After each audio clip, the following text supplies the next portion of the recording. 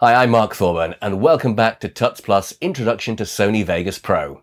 In this lesson, we'll look at the layout and how to get your footage into the software, plus some of the basic editing techniques.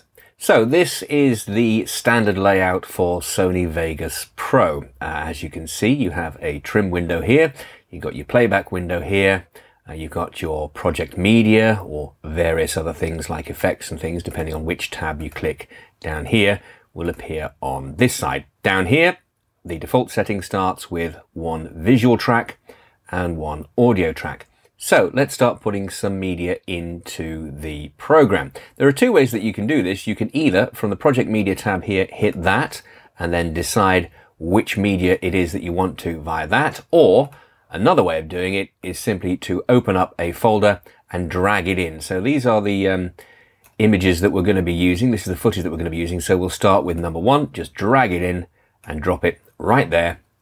And then we'll get rid of that for now. And you can see there it is and it appears there.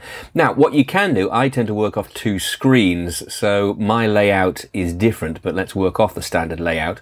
But you can move these windows around, etc., and customize the layout. But let's get rid of the trimmer window because that's not something that I tend to use that often. That gives us room to increase the playback window and also the project, the explorer, and also the effects and media generators windows. So there we go. We start with that, and that's how you import it. There it is. It plays back quite nicely. Not there's much movement in that film there. By the way, if you ever get the opportunity to visit Prague in the Czech Republic, I can highly recommend it. So that's how we import our media. You can either do it, as I say, by clicking there and importing it, or you can do it by simply dragging in from a folder window and putting it there. So let's import all of the media that we want to. And if we don't want to put it on the timeline, we don't want to drag it straight in there, then the easiest way to do it is via the import window here. So we find the right piece and then we'll put it in. And what you can do is simply select everything that's in there by dragging like that and open, and they will all then appear here in the project window. So these are all the things that we're going to need to put together in order to produce the little promo for Prague. And as you can see down here, they've all loaded up fairly quickly. So if we wanted to, down here in the timeline, as I say, the default position once you load something in is obviously one for visuals and one for audio. They are treated together. You move them around like that. Or if you click this button here, you can move them around separately like that. And what we're using here is none of the original audio. In fact, the files are blank, so we can just highlight it, hit delete, and that will disappear. So these are marked in the order that we're going to use them, 1, 2, 3, 4, 5, and so on. So we can quite happily, roughly, just load them in that order right now. So there we go. Everything is loaded in. What we can do, if we want to increase the amount of tracks that we have, drag that up first of all so we can have a look, is simply right-click, insert an audio track if we want to, or get rid of it by deleting it, or we can insert the video track. Simple as that. And you can move the order around any way that you want to have them. There you go, like that. So we'll get rid of that for now because we don't need it. And as mentioned before, the audio that we're using on this, none of it is the original audio. It is all blank, so we can get rid of that entire track. So all we have there is a visual track and everything is imported. Now, basic layout. So we've got the playback switches down here. So play there. Let's make that slightly larger again, just so that we can see it properly. You can move down the timeline like this, simply by clicking on the top. And we see everybody there. All very good and interesting. What else can we do? Well, trimming and crossfading, really simple. Just zoom in. Let's go to one with a bit of movement on. Let's go into the bridge here.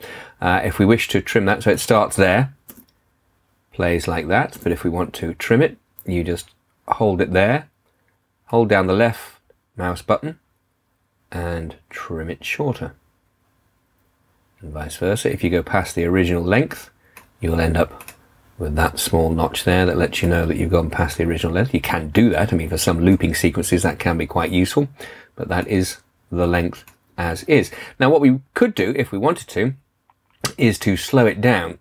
So if we hit that there, move everything else along, what that button does is move everything along that's on the timeline. If you take that off, it'll just move the one thing, but we just want everything out of the way a little bit, so let's move it down, then take that off.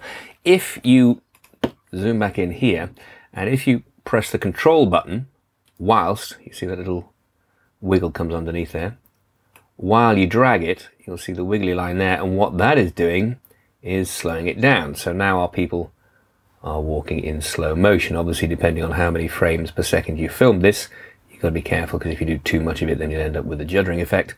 And of course, the reverse, hit the control button, make it shorter than it was, and then all of a sudden people are going to be moving a lot quicker than they were. So that's control, and then the left mouse button to extend it any way that you want. So you can do that there. When it comes to crossfading, we'll go back to this one here. So say we wanted to put this over the top of that, you literally just drag it along like that, and you'll get a crossfade, and it'll look like this. Quite a nice smooth crossfade. And obviously by just changing the distance between the two, that's the speed of the crossfade there. Or of course, you can just straightforward cut by putting them against each other, and it becomes a cut like that. And those really are the basics for importing media and moving it around within your timeline in Sony Vegas Pro. Couldn't be simpler. And there you have it, the basics to get you started in Sony Vegas Pro. In the next lesson, we'll look at getting the first pass together to create the flow and tone that we're looking for. I'm Mark Thorburn, thanks for watching.